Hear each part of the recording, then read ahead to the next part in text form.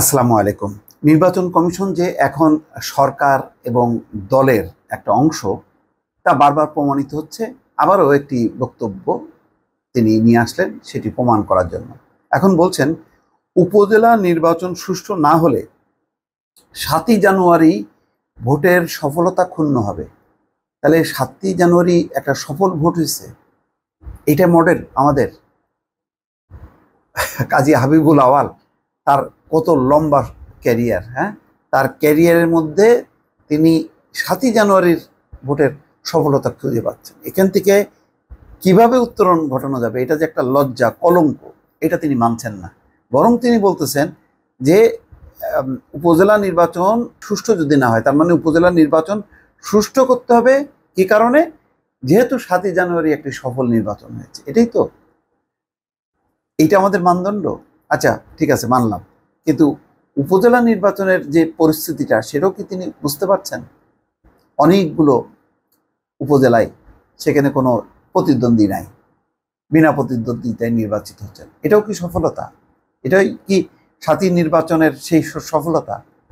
মানে আমি বুঝলাম না। মানে ওনাদের এত জ্ঞান বিজ্ঞান, ইউরোপ আমেরিকায় কত সফর করেছেন। অবশ্য সর্বশেষ তিনি সফর করেছেন রাশিয়াতে। ফলে এখন হয়তো রাশিয়ার নির্বাচনটাই তার মাথার মধ্যে আছে, যে যারা ক্ষমতায় আছে তারাই ক্ষমতায় থাকার জন্য নির্বাচন করবে। এটাই হচ্ছে যে কনসেপ্ট ওই রাশিয়ার, এবং সেটার একটা ক্ষুদ্র প্রতিফলন যে বাংলাদেশে হচ্ছে, সেটাই হচ্ছে ওনাদের কাছে হচ্ছে খুব সফল। তো কি হলো কি, এই যে নাটোরের সিংড়ার ঘটনার প্রেক্ষিতে কি অ্যাকশন নিলেন? কোনো অ্যাকশন আছে? কোনো অ্যাকশন নেই। পুলিশও নেয়নি, নির্বাচন কমিশনও চুপচাপ। ওই যে কাকে জানি তলব করছেন, এই প্রতিমন্ত্রী পলকের তাকে শোকজ করছেন, হয়তো ডেকে নিয়ে চাটা খাওয়ায় বুঝাই দিচ্ছে যে না বাবা, এরকম কাজ করতে নেই। এছাড়া কি?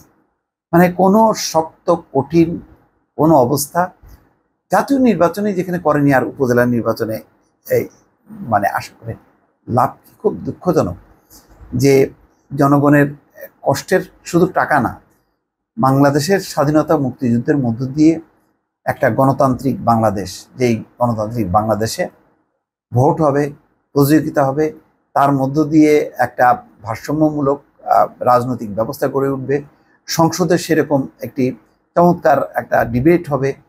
কিন্তু এখন সবই যে ফেব্রিকেটেড, সবই যে হাইব্রিড, এবং আস্তে আস্তে এই উপজেলা নির্বাচনও দেখা যাচ্ছে তলানিতে চলে যাচ্ছে। যেখানে যেখানে রাঘব বোয়াল আছে, যেমন ওই যে রাউজান, ভুলেই গেছে ওখানকার উপর, কেননা যতগুলো উপজেলায় আমি ঠিক করে দিচ্ছি। তারপরে কুমিল্লায় একই অবস্থা, মানে এমপি বাহার ঠিক করে দিলেন তার মেয়র।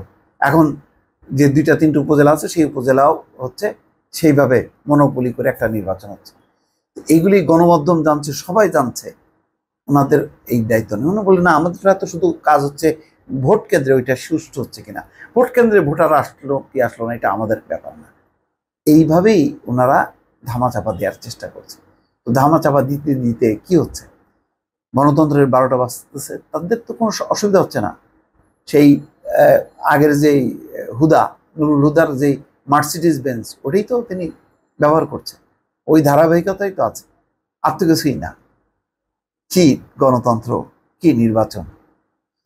দর্শক ভালো থাকবেন, আল্লাহ হাফেজ।